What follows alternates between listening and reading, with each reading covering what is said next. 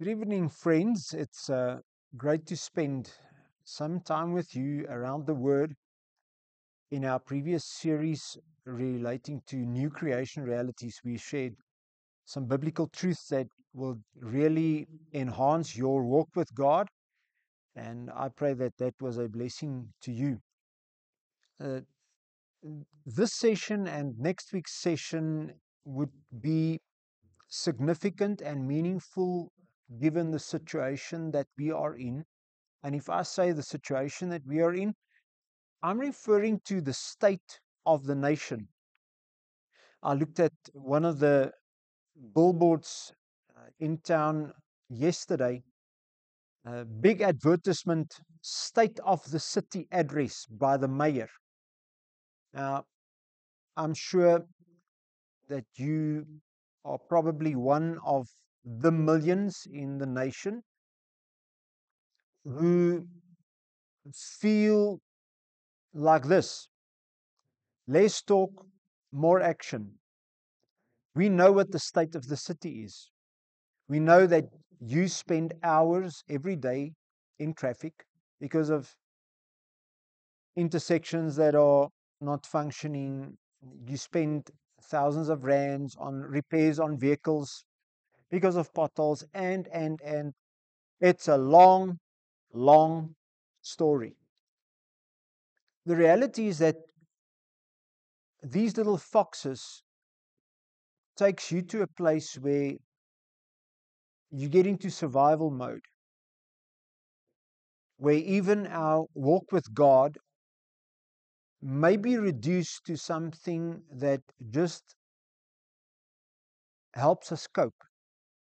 And God has never intended for us to just survive. God's intention is that we would thrive. And I would like to just share a few thoughts with you. I'm going to finish off in Isaiah 43, which is really one of those scriptures that are so often quoted in times of transition, in times of change, that, that it has almost become a cliche. But I'm in this session and next week's session really just trying to hear God's heart for us in this time in the nation. I don't want to be presumptuous. I don't want to project what God is saying to me onto you, but can we just hear what God is saying? In Matthew 28, verse 16, 17, Jesus says something very, very significant. And because we have this thought in lingering about Matthew 28, where Jesus says, going to all the world, discipling the nations, teaching them, baptizing them. If I say Matthew 28, our minds inadvertently just goes to verse 19. In verse 16, Jesus says something very, very significant. And in laying the foundation, I want to say this. Jesus says, all the power in heaven and earth is given to me. That is a significant statement. And from that statement, we have to deduct that even in our world, even in my world and your known world, your lived experience, I want to say this, that Jesus made a statement before his crucifixion that all power in heaven and earth was given to him. Excuse me, let me correct that. Not before his crucifixion, after his crucifixion and resurrection from the dead. He claimed all authority when he said, it is finished. And that same Jesus says over your life space and my life space, all authority in heaven and earth is given unto me, as in to him, our King. So let's lay this foundation. In your lived experience, irrespective of what neighborhood you live in, where you work, what your day job is, this is Jesus' proclamation over you, over your life space. He has authority. And if Jesus has authority, we have to assume that he has authority to correct things, to align things with his kingdom purpose. So you and I have to have this mindset that God is by Christ's authority able to bring about change in my life space. Christianity is not just a pie in the sky. If it is only about eternity, we've lost the plot. If our walk with God does not impact in our everyday life, it's in vain. It's in vain. Just a little perspective. If you work 40 hours per week, that is a normal work week for very few people, I presume. If you work 40 hours per week, you will spend roughly 2,080 hours a year in the workplace. Now, for people that are frustrated with their living space, people that might wander around in the desert, so to speak, if you look at the time that you spend in the workplace and the time that you invest in your walk with God, I see red flags. Let's make the assumption, if you would spend 2 hours a week serving God and worshiping God, it means that you'll spend 106, 108 hours a year. I'll promise you this, if you invest 2 hours a week in your walk with God, your life will be different. And the Jesus who says, all power and authority in heaven and earth is given unto me, will become a new reality in your life space. So that this is my argument. We spent 2,080 hours per year in the workplace. We do not invest in our walk with God, and as a result, we're frustrated, our lives feel meaningless, we long for purpose, the nation is stressed and depressed. If you don't believe me, come visit me. I'll show you what our street looks like at 10 in the morning. How many young, intoxicated, unemployed men walk past this property? And if I see that, I'm yearning, saying, God, you need to help us to do something different in this season. Church, I love the church. I love the body of Christ. I am probably one of the last who you'll ever hear criticizing the body of Christ.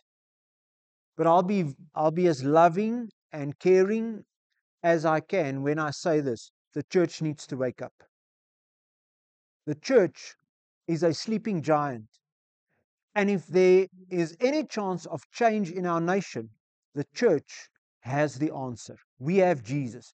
But we won't spend 2 hours a week and invest in our walk with God. I think it will be shocking if we would be really honest with one another. Not that quantity determines quality, but if we can quantify the time that we spend with God, relating to the 40 hours we spend in the workplace every week, the question is simple. How much time do you invest in your walk with God? But I'm not going to stop on that negative point. This is the reality. God never leads us into dead ends. God never leads us into dead ends. If He did, when Israel was delivered from the captivity in Egypt, they were pursued by the Egyptians through the desert. And at the Red Sea, the threshold between slavery and the promised land, when they stood in front of the Red Sea, God delivered them. He did not lead them to a place where they would either drown in the Red Sea or be killed by their slave masters. So this is it. Number one, Jesus says, I have all authority in the heavens and in the earth. So God is able to do something great in your life. Number two, God never leads us into dead ends. And you and I have the opportunity to say, Lord, do something fresh in my life. Here's one of the challenges. You have to learn to say to yourself that God has great things in store for me. Because circumstances will take you to that place where negativity and fear and anxiety and potholes and robots would get you to a place of such negativity where you feel hopeless and insignificant and think that God has forgotten about you. The reality is that God has great things in store for us. And I want to take you to this simple scripture in Isaiah 43. It's been quoted so many times for us personally in ministry as a church. Very often, when we get to crossroads or seasons of change, we can discern this. The word says that the sons of Issachar, they were a prophetic tribe. They were able to determine the seasons and times of God. You need to be able to look at the season, look at the time frame you are in, look at your life space, look at God's purpose, and get to a place where you say, something has to change. I don't have to tell you that something has to change. This is a regular recording broadcasted at a very specific time. And I believe that God's word is timeless. You might listen to this recording in 2026, but there'll always be things of the past, things in the here and now, and great things that God has in store for the future. The reality is, if you're still here, God's not done. If you are still here, God is still busy. God still has purpose and plans for you. And I want to share the scripture with you. So from Isaiah 43, from verse 16, the word says in the NIV, this is what the Lord says. He who made a way through the sea, a path through the mighty waters, who drew out the chariots and horses, the army and reinforcements together, and they lay there never to rise again, extinguished, snuffed out like a wig. You see, this is what God does to the things and with the things that threaten His purposes and plans in your life. God is able to snuff out the horses and the chariots. And He's got one thing in mind. He wants you, number one, to forget the former things and do not dwell on the past. Let me pause there for a second. I've often said this, that very, very often God takes you out of Egypt, but then it takes some time to get Egypt out of you. This is what happened with God's people. He delivered them, and after 40 years of wandering in the desert, because of unbelief and disobedience, 3 million died in the desert. But the remnant that inherited the promised land was this kind of person. The ones that forgot the former things. You see, there was a generation that had a slave mentality, that were yoked by the things of the natural, and they could never inherit the things of God in the promised land. God had to deliver the nation from those corrupted minds that lived with their slave mentality, because this is the reality. You cannot get into the new things that God has for you with old mentalities, with old mindsets. You have to start to think fresh. You have to start to do differently. So forget the former things. Do not dwell on the past. See, I am doing a new thing. Now it springs up. Do you not perceive it?